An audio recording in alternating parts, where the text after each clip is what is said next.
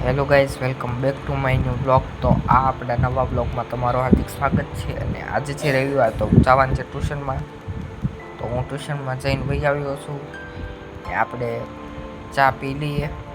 હું સવારે વહેલા ગયો હતો એટલે કંઈક ચા પીધી નહોતી, અત્યારે પીવી છીએ. તો 11 વાગ્યા હતા અને આપણે સૂતા છીએ. પછી આપણે અત્યારે અનાનસ ખાધું. અત્યારે ઘડીક આપણે લેસન કરી નાખ્યું. તો અત્યારે વાગી ગયા છે 7 અને આપણે જવાનું છે સગાત નાકા જવાનું છે.